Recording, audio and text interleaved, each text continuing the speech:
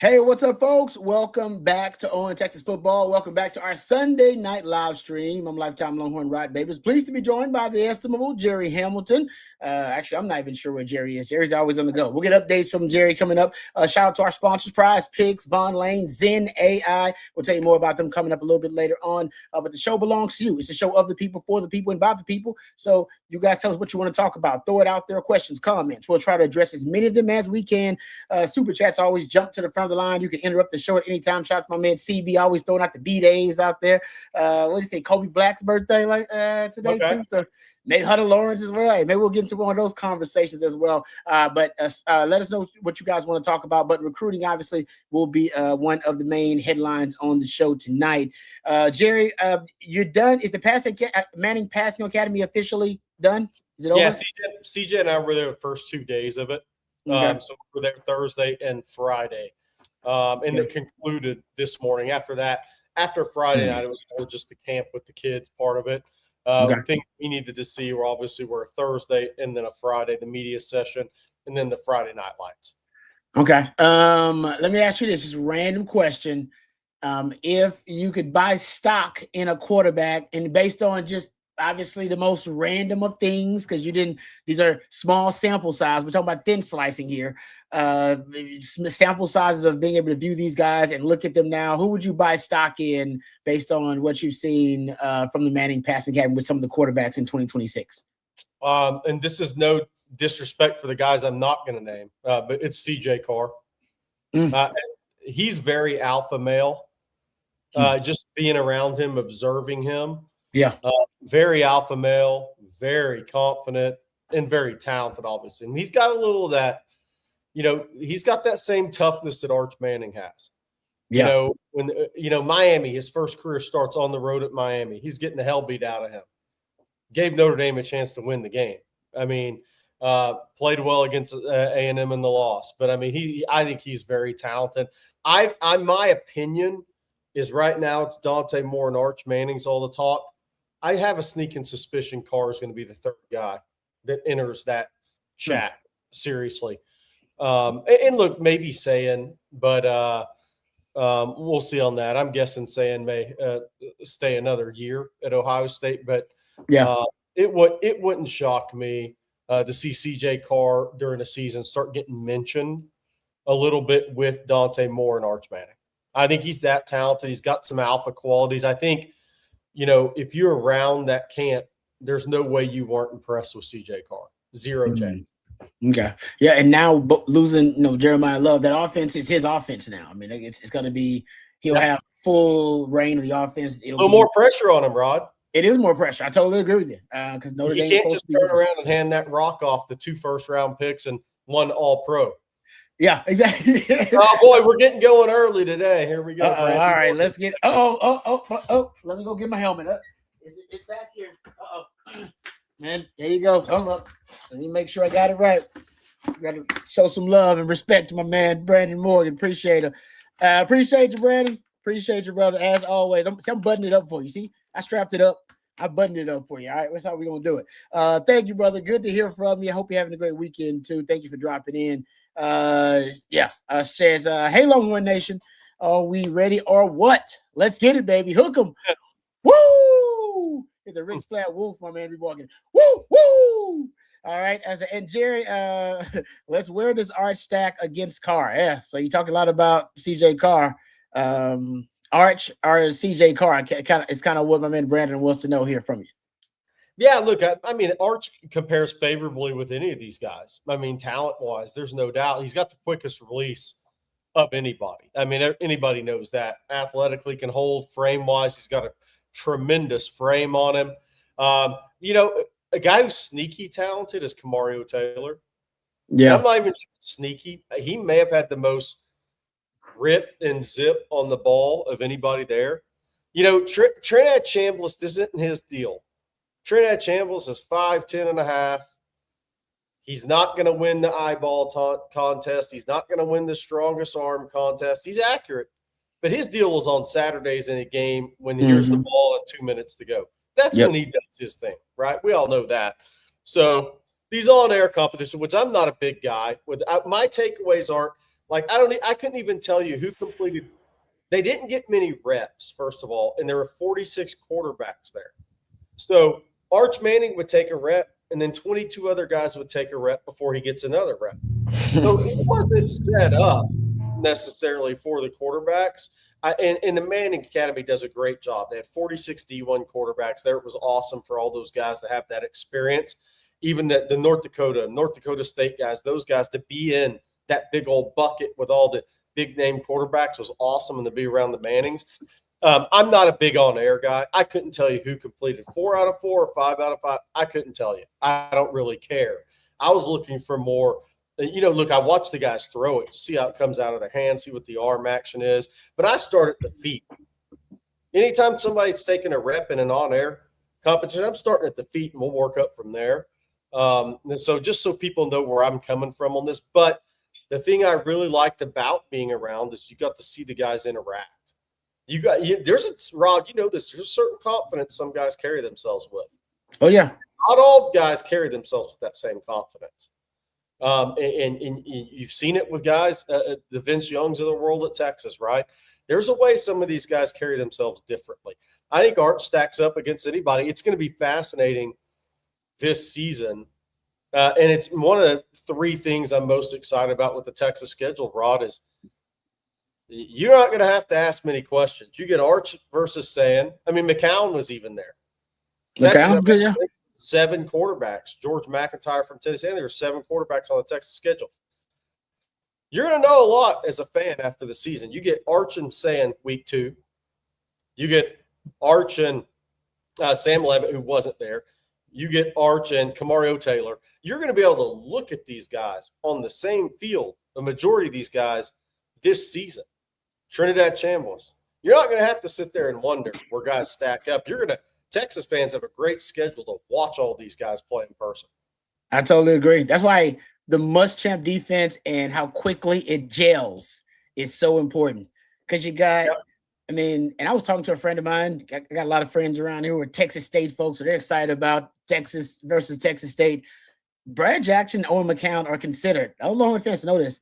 They're basically, if you look at group of quarterbacks, they're both considered like top 5 group of whatever quarterbacks. Like they're in that upper echelon. Brad Jackson's probably 1 or 2, depending on how you consider the Boise State quarterback, who's a good player. But Owen McCown is a 3-year starter.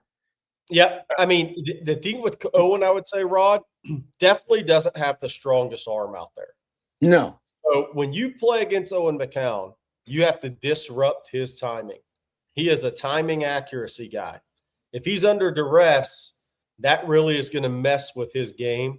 He's not a guy that you can have a guy wrapped around his waist and sit there and rip a ball on an out route late. That's not who he is. He's a timing and accuracy guy. There were certain guys where that arm talent stood out, right? It won't be popular in the chat, but I don't care. I'm real. John Mateer looks better. Don't say it, Jerry. Don't say it. I'm just telling you, physically, that guy's put in some work. And I'm not sure, just watching him in person, I'm not saying he's going to win the Heisman or beat Texas, but I'm going to be real.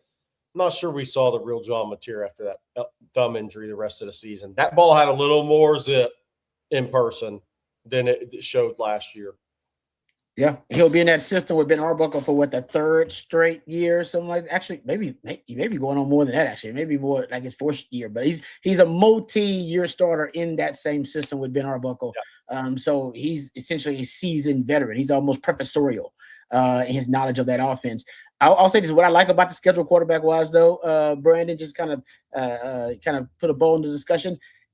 I look at elite traits like the X-Man traits of quarterbacks. So I look at, if you look at CJ Carr, I haven't studied him enough to know what his X-Man ability is. I hope you see CJ Carr. That probably means you're going to see him in the playoffs somewhere. That's pretty good. But the quarterbacks Texas has on the schedule, Julian Sanders is probably the most efficient quarterback in college football. Just efficiency. Yeah. And he's great. Decision-making is off the charts too. And he's really good at keeping Ohio State out of bad plays, kind of avoiding bad plays. It sounds like a small thing, but it is not a small thing in terms of mitigating risk. So efficiency, you probably won't see a more efficient quarterback. I think his 77% completion percentage last year led college football. So, and then you get to a quarterback like Trinidad Chamberlain, who is probably the most clutch quarterback. It's kind of what Jerry was talking about. And he's got the clutch gene where you're talking about critical moments, critical third downs, red zone, 2-minute game on the line. He's considered right now one of the more clutch quarterbacks, if not the most clutch quarterback, potentially in college football. He's got that as an X-Men quality. And you talked about John Mateer. In terms of dual threat ability, guys who can do both, he actually is one of the better dual threat quarterbacks out there in the country. You play a lot of those, by the way, because Chambers is in that discussion. So is Brad Jackson, by the way, from Texas State. He's in that discussion too. You talked about Camario Taylor. He's in that conversation. He's going to be in that conversation because he's really, really an elite scrambler. Marcel Reed hopes he can be in that conversation if he becomes a more seasoned passer. So you got a lot of quarterbacks on that schedule that are going to present different problems. So I'm with you. 08 was the last time you had a quarterback schedule like this. I actually asked Mateer if he thought how much improved he thought his running game would be, because I think that's going to be the key for his season, is that he needs more help, because again, in the SEC, he needs somebody he can turn around and hand the football to. Because Oklahoma's had really good running backs and really good run game, and they didn't have it last year. They haven't had it. And I think that's going to be a key for John Mateer this season with the schedule they're playing. Yeah, he needs some help. Some help from the run game. No, I agree with that too. Yeah, he cannot be the catalyst in the run game. Like he won't stay healthy. Yeah, he can't be. I totally agree with that. All right, thank you for the super chat, Brandon. We appreciate it. Always appreciate the love, brother. Good to hear from you. All right, we'll get to some of the other questions here in a second. Let's thank our friends over at Prize Picks real quick while we got some time. Thank our elite sponsor. We appreciate our friends at Prize Picks. You will as well. They do a great job of turning your sports viewing experience into even more fun experience. Baseball's in full swing. You got WNBA rolling right now. World Cup is going on as well. Lots of cool stuff happening, and Prize Picks just adds more fun to it. Now every possession matters, every at bat. You're locked in from start to finish. You're not just watching anymore. You got some juice in the game. And the best part is you can mix and match across different sports. Take your favorite player on your favorite team, mix and match that with different sports like baseball, basketball, golf, soccer, even esports. They got it all over there at Prize Picks. And it's really easy. You're picking more or less on player stats. You build your lineup, submit it, and you're good. Takes maybe a minute. You can go with your gut. You can do a lot of research, whatever floats your boat. It just adds more fun to your sports viewing experience. Prize Picks available in all 50 states, including right here in the great state of Texas. So if you haven't jumped in yet, now is a great time. Download the app, use the code HMA, play $5, and they'll give you $50 in lineups instantly. That's the code HMA. 5 gets you 50. It's just that simple. And as always, you can play smart, play responsibly, play Prize Picks. We appreciate our friends at Prize Picks as well. And also, let's thank Von Lane while we're also thanking sponsors. Von Lane does a great job providing you with a first-class travel experience on the ground. A lot of you out there still driving yourself in between those shorter routes in between major Texas cities, or you're deciding to fly those shorter routes in between major Texas cities. That can be really stressful. It can be dangerous too, of course. But you're dealing with TSA, you're dealing with security checks, you're dealing with delayed flights. You don't have to worry about that. And with Von Lane, you won't have to worry about any of that. They take care of it. They take care of it all, folks. You arrive at a private hotel terminal. You board within minutes. It takes you, no time at all. You can just relax in one of 22 oversized leather seats. You enjoy complimentary Wi-Fi, which has been upgraded with Starlink internet. So now it's faster and more reliable. Snacks, beverages, even hot towel service on select departures. They even have complimentary meals as well. Our friends over at Von Lane, they take care of you with first-class service. They're available now in Austin, Dallas, Houston, San Antonio, Fort Worth, Plano, the Woodlands, Nashville, Memphis, Atlanta, Knoxville. If you're traveling with a team, you can charter your own Von Lane coach, design the trip from pickup to drop-off. You can use the code OTF26 at vonlane.com. That's VONLANE.com. And you can use that code for your first time riding. You'll get $20 off your first trip with Von Lane. That's Von Lane, your private jet on wheels. And also, if you're thinking about game days, they actually now just actually finished securing a route from the Woodlands all the way to Austin. So if you're thinking about going from Houston to Austin for game days, Vaughn Lane is a perfect experience, folks, because you can skip all the traffic and all the hustle and the bustle, and it'll get you right there, and you can just enjoy those Texas game days. So think about Vaughn Lane at vaughnlane.com. All right. Thank you very much to our sponsors. Let's get to some questions. Oh, we got a super chat from Vontae 56. Thank you, Vontae. Says, who carries the SEC? If the SEC wins, which team or teams is likely to do it? Now, if they're going to win a national title, obviously the Big Ten has made a statement the last 3 years in winning a national title. If it's going to be a team out of the SEC, who's it going to be? It should be Texas. It's Texas or Georgia, in my opinion. Those are the two teams out of the SEC, in my opinion, that should be competing for a national championship next season.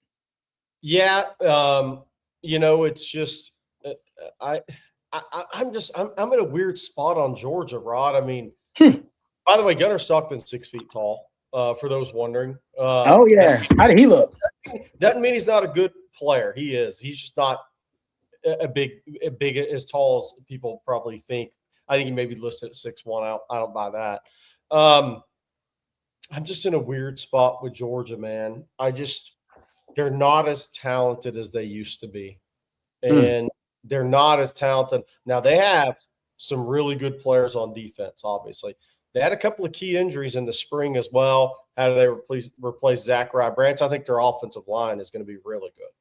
Yeah. So can they run the football and control games? Look, they're not playing Texas schedule for one. Texas schedule is much more difficult. So look, talent-wise, those are the two teams you kind of pencil in preseason. LSU's probably going to be the third most talented team in the league, but are they ready in year one to chase something? I think there's some unknowns there. How's the offense and defense going to mesh from play calling standpoint? Man, there's a lot of cooks in the kitchen at LSU with Ed Orgeron on that staff now. How does all that mesh? Sam Levin's health. How quickly can you bring 65, 70 new players together? I think talent-wise, they're going to be one of the more talented rosters in the country, but that would be uber impressive if Lane Kiffin brought that together and made a deep run this year in year one. Yeah. The Aggies are one of the teams too that should be, in the conversation. Now it's all about to me, Marcel Reed and his growth will determine that, because they're going to replace some pieces on the O-line. Texas fans, you know how that can go, replacing multiple starters, 4 starters on the offensive line. That's what essentially the Aggies are going to be trying to do. And obviously they had access to the portal, but that's tough. I wonder how. And Holman Wiggins' first year calling plays is that probably the most expectations on A&M teams had since when, chat? 30 years? Yeah. Agree. So he's entering the pressure cooker right out of the gate. Yeah. By the way, Marcel Reed may weigh 183, Rod. He is skinny. At 6'2"? Yeah, maybe 6'1". I mean, I took a picture of him and Kamario Taylor next to each other, and you would have thought it was a QB and wide receiver. And you would have thought it was a slot wide receiver. He's dangerous when he takes off. I know if he's ever going to be accurate, but that offensive line better protect him, because you don't want that frame taking a lot of hits. You just don't. He's just a weird guy that can't gain weight. I mean, he just really can't gain weight. It's interesting to see him, because there's no way he hasn't been stacking calories and lifting, trying to gain weight. He's in year 4 of college football, but he just can't gain weight. It's crazy to see how little he looks, skinny he looks around the other quarterbacks. Now, the little quarterback is the kid from Arizona. He can really throw a football. He was born to throw a football, Rod, but he is – somebody on the thread was like, well, I said, he's the smallest quarterback I've seen in a while. And somebody said, Pavi. I said, no. This guy's like 5'8", 180. What? 185. He is He's little. like Rod B size, would you say? Rod. He is he's Rod B. little. He's my size. And he's a hell of a college player.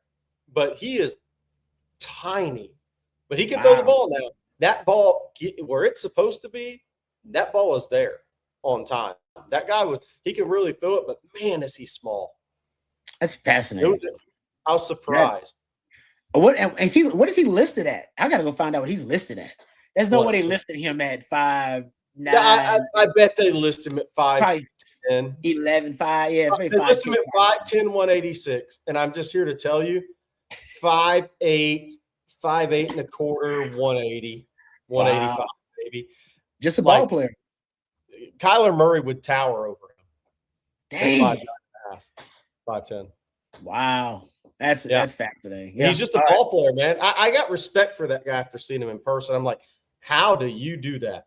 Yeah, like I said, he's essentially, that's what he said, that he's Rod B size, basically. That's basically what I ended up measuring at the combine, right under 5'9", which still hurts my feelings. All right, Juan, with a super chat. Thank you, Juan. We appreciate it. He says, is the high announced yesterday a surprise high in your eyes?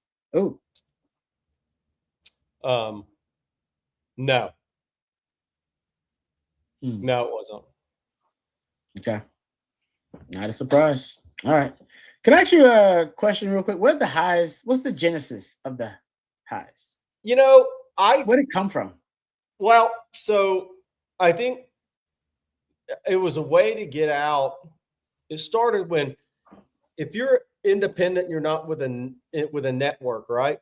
I was thinking, okay, I have to have a way to get out that somebody's told the Texas staff they're coming, has committed privately. Now, it may be 4 days, it may be the same day, it may be 4 weeks before it may be 8 months before somebody does something. But I felt like I needed a way to get out to the Texas fans when somebody tells Texas they're in the boat. And that's kind of what I came up with. It was kind of a joke one day, and it kind of took off from there. It was like, hey, somebody just, follow this. Something's going to happen. It kind of just went from there. It was brilliant. Like I said, people now, it's like a thing. It's like, I was like, I don't even know where it came from, but hey, like I said, it's definitely, if you're in the know, it's one of those things. People would outside like, what the hell are they talking about? What are these highs? And I want for those folks who may not be in the know to understand the genesis and the purpose of it. All right, Coach Scott, thank you for the super chat, Coach Scott. He said, "Can you guys give us a top 5 for which players play the most snaps at safety this year?" Wow, Rod. Well, Johnny McDonald's one. Yeah, Johnny McDonald's obviously going to be one. It's Derek Williams is going to he's going to play. So Derek Williams is probably 2. Kobe Black. Does Kobe get more than Xavier Fields to me? I think it's 2. I think it's TBD.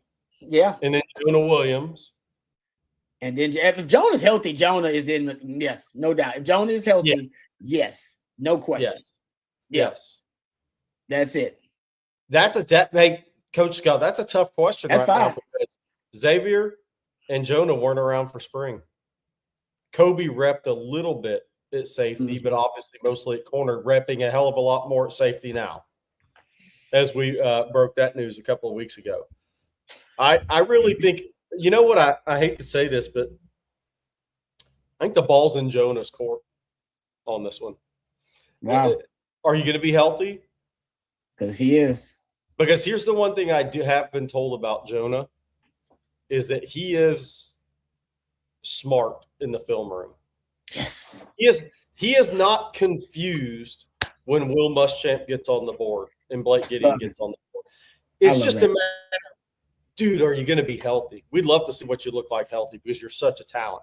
But that's the one thing I have been told through this coordinator change.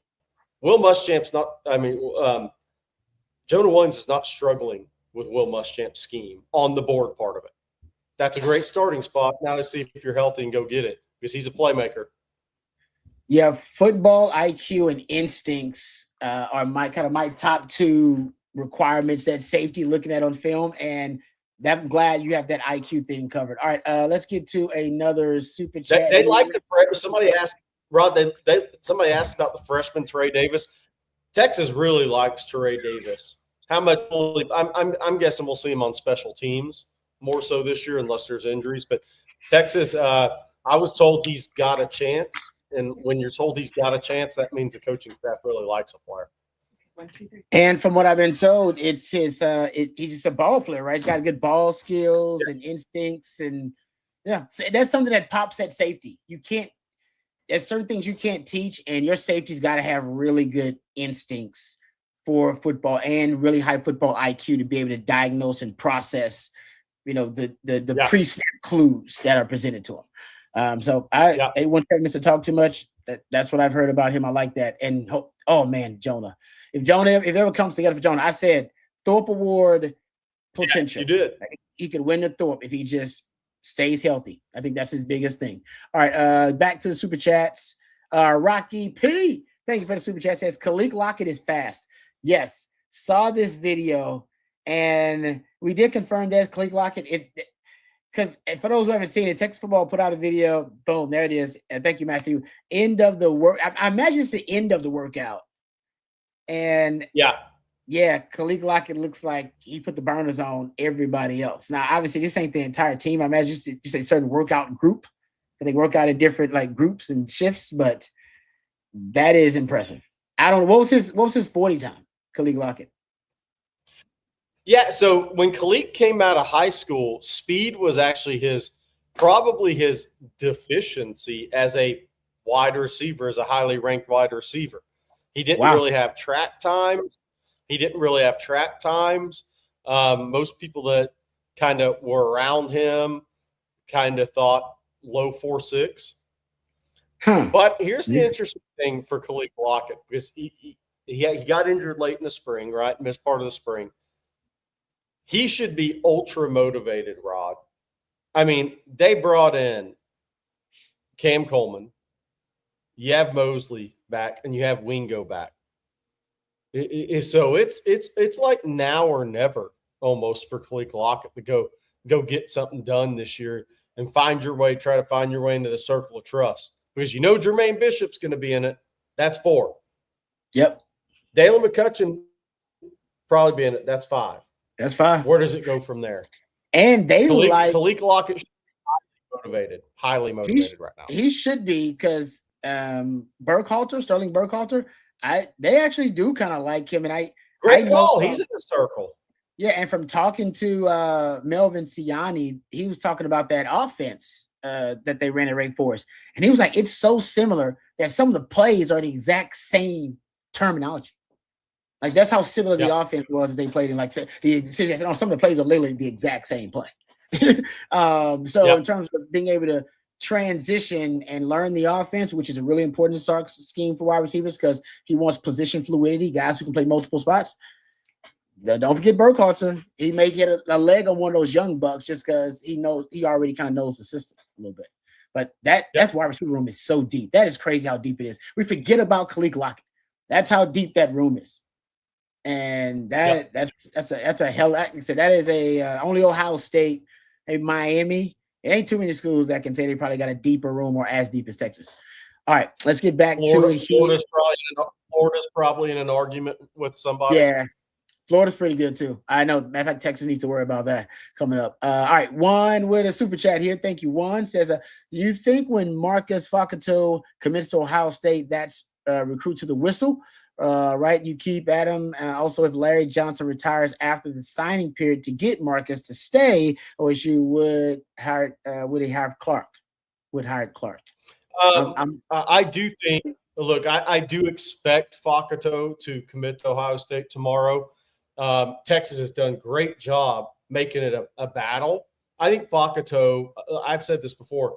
If Larry Johnson was 55, this recruitment would have been over 2 months ago. He is a little, once you hit 70, people start asking those questions that are hard to answer as a coach. I do think Texas will hang around the rim.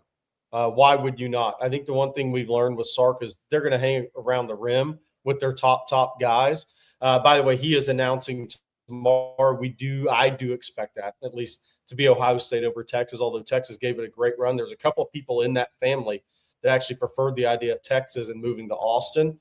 I think there's reason enough for Texas to just hang around the rim there on that recruitment. And I would say tomorrow also, just something to know, Jason Johnson from Atascocita announces his decision tomorrow.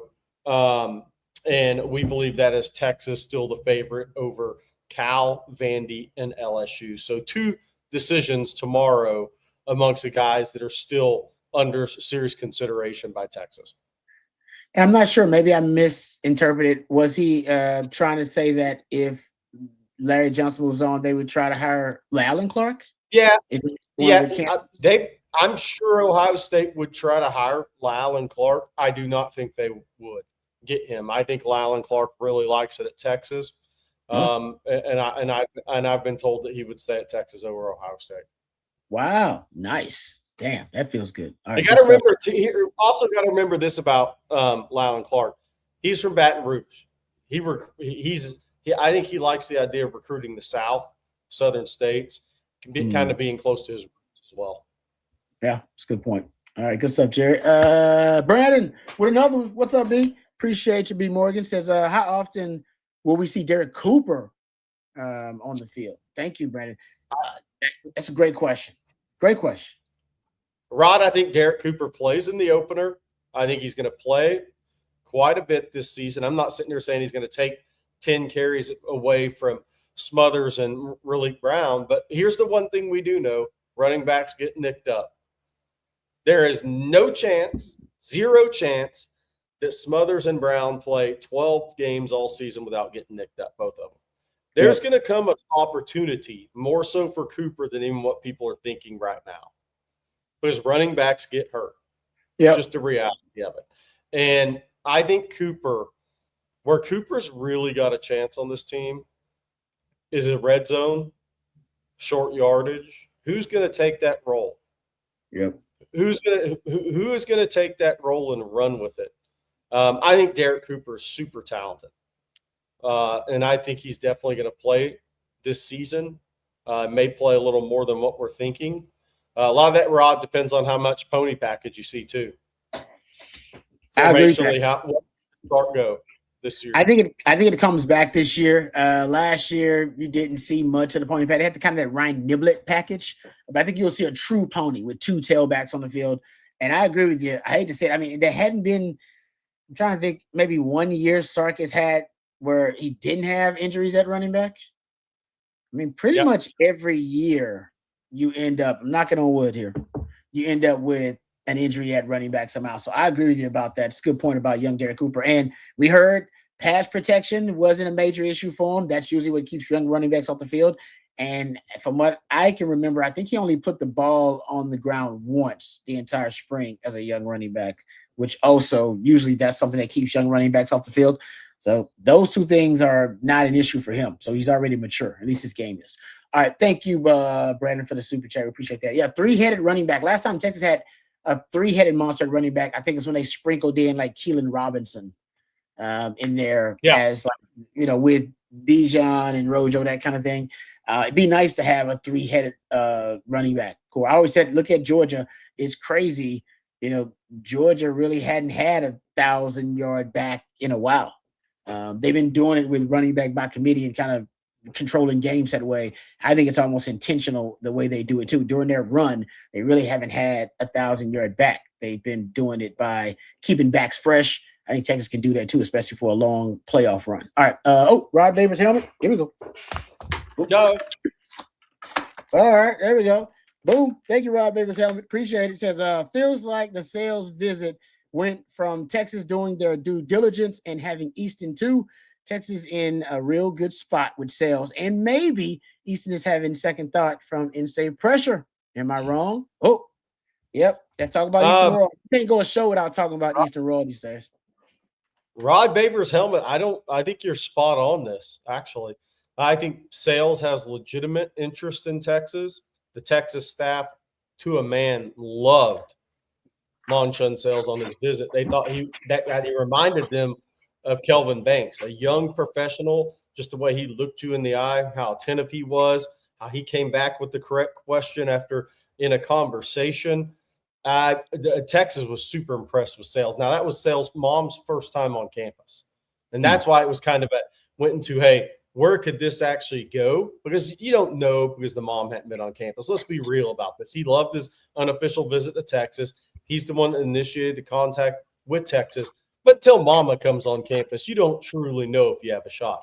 That's Texas has a shot, a legitimate shot here. They have a legitimate shot.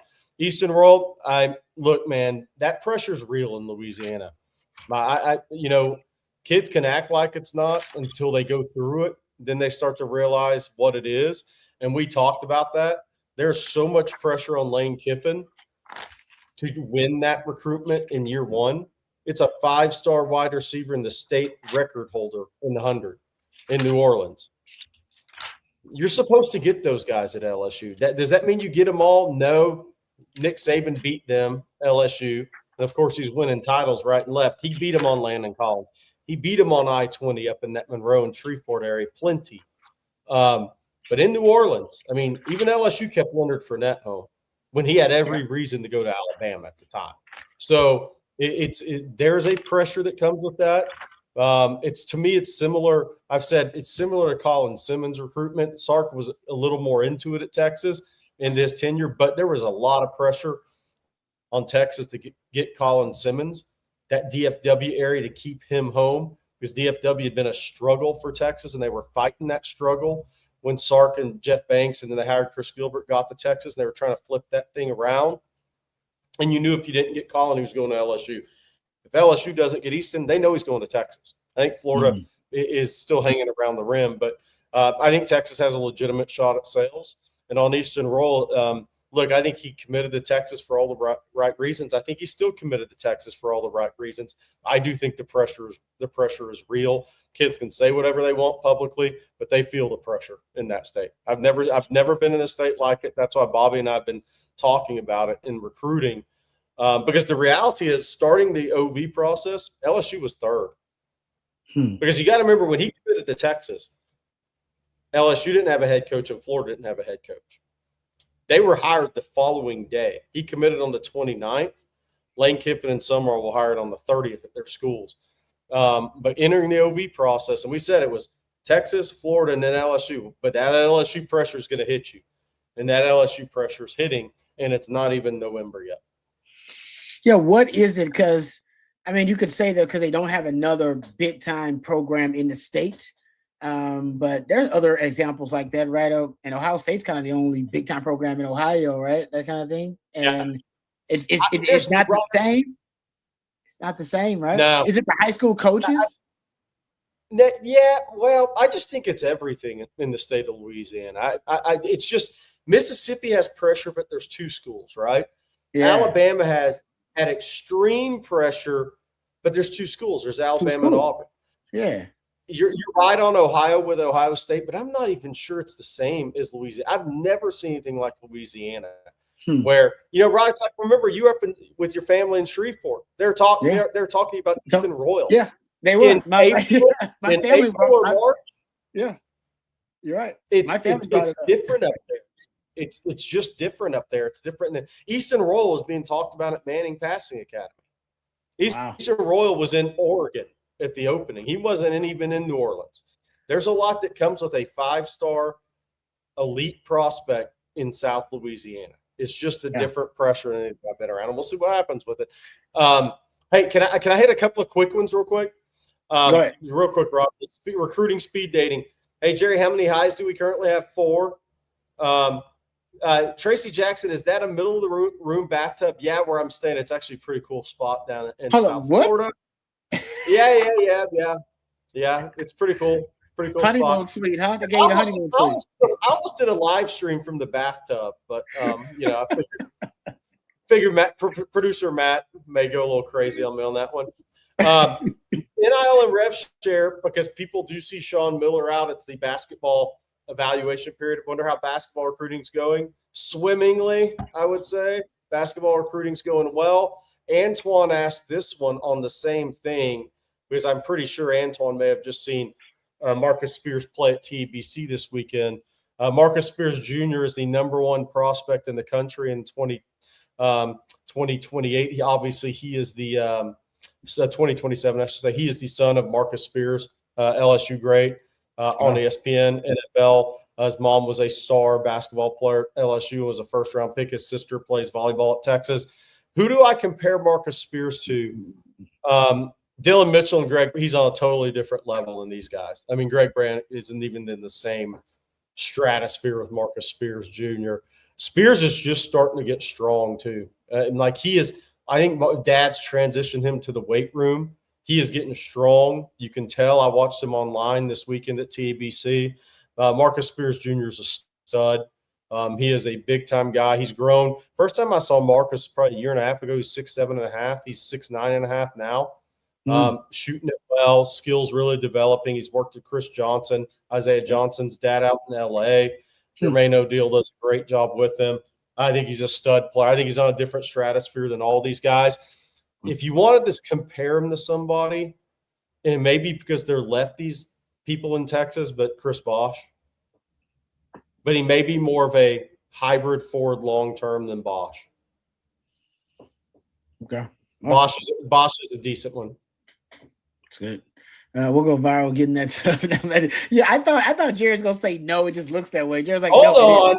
It's I'm the police. I'm the police.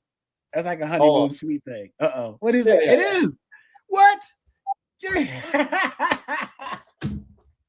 In the tub, baby. Oh man. Oh, Jared's can't make the club in the tub, Rod. Jared's can't make the club in the tub, Rod. Well done. See, I was wrong. I was like, there's no way that's an actual bathtub. No, that's what Jerry stays in some crazy places, some swanky places. All right, let's get to a couple of super chats. I'll show y'all another one. It may be a little loud, but look at that. Look at that moonlight on the water. Wow. Pretty good spot. That is swanky. Man, that's legit right there. Oh, yeah, that's swanky right there. See? Jerry likes to stay in style when he's traveling all over the place. The whole key is if you lived in Florida, you know where to stay. That is priced well. But you got to live here to kind of know. That is true. That's a good point. Because there's so many great spots. People online probably think, oh my God, that's like a $350 room. No. Try about $135 if you know where to stay and when to stay there. I think that's just because Florida is one of those places that has a lot of cool spots. Like Florida's it's got there are a lot of great spots in Florida, no matter what part of Florida you're in. All right, before we get back to the super chats, get them in. I'm about to retire and become Jerry's assistant. I like that. All right, let's thank another one of our sponsors, a new sponsor. We appreciate our friends over at Zen AI, and you will as well. Folks, this summer, don't just watch the game, vibe cast it. Zen AI is the home of vibe casting, a new way to capture and share real sports conversations. No studio, no fancy gear. Your phone is the whole setup. Here's how it works. You can argue about, who should have taken the last shot, breaking down every play, hit record, talk it out, and Zen AI turns that conversation into a sports cast you can share as clips, reels, even TikToks if you want. An AI producer works behind the scenes, cleaning up the audio for you, cutting highlights, and helping you tweak and edits just by chatting in plain English. Go live while the game is on, or you can record your hot takes right after. Bring your own co-host, or you can find another fan in Zen's AI network. All right, that's really cool as well. This summer, Zen AI is paying new Vibecasters to launch their first sports podcast. Humans are the talent. AI is the infrastructure. Zen AI is invite only, so head to zen.ai to join the waitlist. That's zen.ai, or tap the link in our show notes. That'll get you right where you need to be. That's Zen AI. Thank you very much to our new sponsor. We appreciate them. Sounds like a very interesting opportunity. All right. Justin with the super chat. Thank you, Justin. We appreciate it. Will Muschamp's defense be able to contain quarterbacks scrambling as well as PK's defense? And will we roll players as much as we have the past few years on defense? Great show, fellas. That is something I should study, Justin, honestly, about how many snaps guys are playing in Muschamp's defense. I'm pretty sure he's going to rotate guys. I just think these with the modern age and they're playing help. If you if you want to win a national title. You're talking about playing 17 games or whatever it is. I do think they'll look for opportunity to manufacture depth. So if they like, you're gonna get, I think a lot of edges are gonna play because they like their edges. DBs wise, usually with PK was playing 3 to 4 safeties in terms of rotating guys, but obviously he'd have his main, Jelani McDonald and Michael Taft were his main safeties last season. And before that, it was Makuba and Taft that were the main safeties. I think he will rotate. I don't know if he'll rotate as much as PK. PK rotated quite a bit, actually, I thought. PK was certain positions you have to rotate. D tackle. You gonna have you would like to ideally have 6 if you can. You like as many D tackles as you can have, possibly that can be run stuffers on early downs and pass rushers on later downs. But cornerback's one of those ones that's pretty interesting. Like, I don't know how many cornerbacks you want to rotate because at one point you're going to bring in a cornerback that's going to become not a liability, but they're going to be attacked in coverage. Like a team's going to try to attack them in coverage, and you don't necessarily want to have that out there. So I think he will rotate. I'm going to say not as much as PK. I'll say not as much as PK overall, but certain positions I definitely think you'll get it. Scrambling quarterbacks. Jerry, any thoughts? Because PK did a good job containing scrambling quarterbacks. Yeah, he did. It's really going to be the containment in your pass rush. It's going to be lane discipline is what that's really about.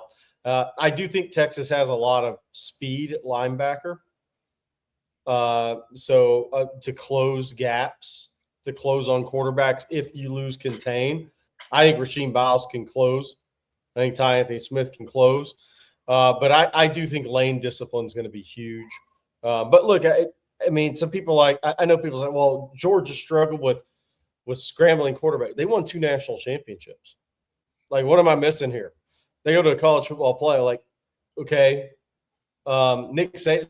Some people say the same thing about Nick Saban. I'm like, I won 7 national championships. I mean, maybe there's something to what they do too. But I think it's going to be rush lane discipline is going to be big for this team. Yeah, I really do, because I think they're going to be aggressive.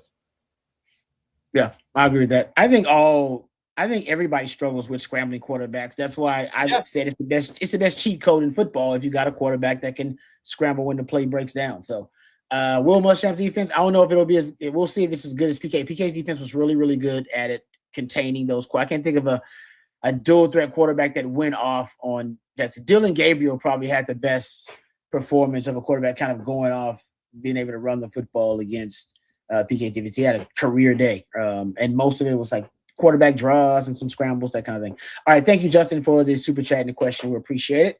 Next up is Spank Boogie. Thank you for the super chat. Says crazy how they're blowing up one bad throw by Arch. Is this the comeback, the deep out? The comeback. Yeah. Okay. Yeah. I saw it. I mean, well, look, if there were probably three quarterbacks, but anything Arch does is going to get blown up more than anybody else. I thought there was probably 3 quarterbacks there that if they airmailed something, it would get a lot of run. But his is always going to get the most run. Yeah. I mean, and it is crazy. It is crazy. What did Archie say, that they crowned him prematurely last year? And that was part of the problem? It's like, yeah. Archie had some interesting comments. Archie talked about that and said he'd never been more proud of anybody in his life. Because it's not going to be talked about. But Rod, think about the way we were feeling about Arch's struggles the first 4 games of the year. Oh yeah. Now think about how the family was. Yeah. I mean, think about how I was worried about Arch after UTEP. And I'm not even a blood relative close to it. So think about how they were having to handle the struggles he went through. And I thought it was really cool. Archie talked about he's never been more proud. And I think Peyton talked about it. I think Eli gave me a quote about it as well. And I've said before with Arch, I think in 12, 15 years, whenever the time comes, he's going to probably talk about those first few games as a starter at Texas and saying that was the best thing that ever happened in his career, that he felt and went through the ultimate adversity right out of the gate, and it tested him right out of the gate, and that he had to respond, and it's going to make him better. And I think it was really cool what Archie had to say about Arch. Yeah, I thought that was really cool too. All right, thank you for the super chat. Rocky P is up next. Says, Ed Jerry, what surprised you most at the Manning Passing Academy? How scary is the Mississippi State quarterback going to be, or is he all hat, no cattle, like that old school saying? Yeah. All hat, no cattle. Yeah, I love that saying. I think I used that on the Texas Tech offense in the playoffs. I think Kamario Taylor's got a chance to be a really good player. I think he's got dual threat ability. He is big. He can move. He has got quick hands and quick feet. Rod, you know what's interesting you notice about guys in person? I noticed this about Trevor Lawrence. Trevor Lawrence had really long arms. And I actually mentioned this to a college coach. Kamario Taylor has long arms. I mean, maybe an 80-inch wingspan on 6'3.5". That's crazy. And one of the things that I've said about guys with super long arms that play quarterback, what they see with their eyes, because of the sheer length of their arm, it takes them a split second and a half longer to get the ball out of hand. It's something that's unavoidable because of the length of your arms. Yeah. I mean, not everybody goes like Kyler Murray and Tom Brady right here. Most guys are not right here all the time and stay at the 90. I've only seen a few guys really do that. Dan Marino did that. Tom Brady, Kyler Murray. Kevin Murray taught Kyler really well. And even on deep balls, all guys have to extend. But if you extend at all, and I'm not talking drop and loopy, I'm just saying if you extend it all and your arms are 2 inches, 3 inches longer than a lot of guys, that split second, what you see with your eyes to where that ball's delivered, it doesn't show up in high school.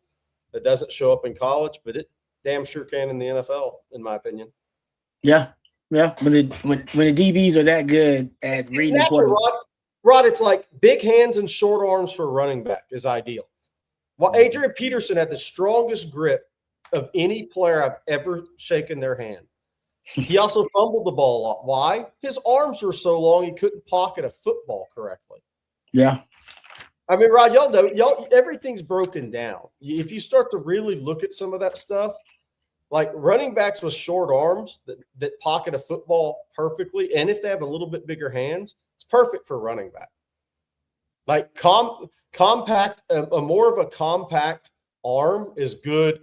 A little bit shorter arm, not short T-Rex arms, but shorter arms for a quarterback is not a bad thing. That's a good point. When you start getting those quarterbacks and they got long wingspans, it's just interesting to look at. Yep. All right. I know we're getting close to the end of things. How about this one from Random One? Might be our last super chat of the night. It says, Jerry, how does Texas navigate this situation with sales knowing if they don't push, they could miss out on both? Texas is pushing both to the max. So if things fall their way, they fell their way. I think you hope you want your goals to get one of those guys. If it falls your way some crazy way, not expected, you deal with it. But Texas is pushing max on those guys. Don't doubt that. Okay. All right. How do those guys don't have a feeling? They don't care about getting multiple guys at their position, like 5-star guys at their position in the same class. Do guys care about that kind of stuff? Does that matter? I don't think so. Like, okay. Not at wide out. I mean, they play different positions. The guys, like if it's 2 X receivers, maybe. Yeah. Same kind of guy. Yeah, I got you. Yeah, good point. Okay, real quick, because I believe it's Justin who wanted to know about the snap counts. I did find some research that I was looking up earlier. If you want to know about snap counts from last season, you did have 5 D tackles with 100+ snaps last season. If you're looking at linebackers, you had 4 linebackers with 400+ snaps. In 2024, you had 3 linebackers with 300 plus snaps. And when I looked at safeties, I think it was you had 4 with 200 plus snaps last year, but 2 with 600 plus snaps. So once you see that you got your 2 main ones, and then you kind of rotate when you need to a safety. So I would say D tackle, D line, you're going to rotate because they want to keep edge rushers fresh. They want to keep the big boys fresh inside. Linebacker is usually where you don't see a ton of rotation at linebacker. Those are just some of your green dot guys. Those got to stay in on all those situations. And I think that'll be the case this year. Safety, you may get a little bit more rotation. And I don't think you get a ton of rotation at corner. I think you get less rotation at corner, in my opinion, too. So I think it depends on the position. All right. I'm going to hit this real quick because people have asked multiple times because A&M got Eric McFarland today. Thoughts on A&M's class and the cost of it? I don't know the cost of it is. It's expensive. The kid they got today, I love Eric McFarland now. I think somebody asked what I think about their class. I think their defensive back class is tremendous. I think their offensive line class is tremendous, but that's an interesting investment because those guys take more time. The kid that committed today, though, I'm telling you, he is maybe a slight, in my eyes, he's not big. He may be even a slightly better version of Zachariah Branch in my eyes. I think Eric McFarland's damn good. The kid they got today in the slot, really good player. Okay. All right. Thank you, Justin, for that super chat. We appreciate it. And thanks for all the super chats, all the participation. Sorry we couldn't get to all the questions. You guys had some great questions and we couldn't get to all of them. I apologize about that. But you can direct them to the gentleman, one of them right here, at Coffee and Football bright and early tomorrow morning. That'll be starting up at 8:15 a.m. It will be the man that lit the legend himself, Bobby Burton, and the estimable Jerry Hamilton. Also, tomorrow we'll have the primetime edition of The Winning Drive at 7 p.m. Myself, Coach Bob Shipley, and CJ Vogel will be on that one. So if you have any questions for any of us, you can wait to ask them tomorrow on that live stream. Also, remember, if you want to get the best coverage of Texas football around, you can do it for pennies on a dollar right now. Great special still going on, I believe. $3 for 3 months of coverage. I don't know what you're waiting on if you're a new subscriber. Get on over there. If you're a ball on the budget, you won't find a better deal than this one right here. For new subscribers only, don't mean we don't love all y'all that's been on with us from the jump, but for new subscribers only, so join right now over at ontexasfootball.com. All right, thank you to Matthew behind the scenes. He's a real MVP. Nobody does it better. Appreciate you, Matthew. Thanks, Jerry. Great stuff as always, and thanks to each and every one of you out there for watching and for listening. Thanks for the super chats. Thanks for the love. For Jerry and for Matthew, I'm Lifetime Longhorn Ride Babies. Until next time, hook 'em horns.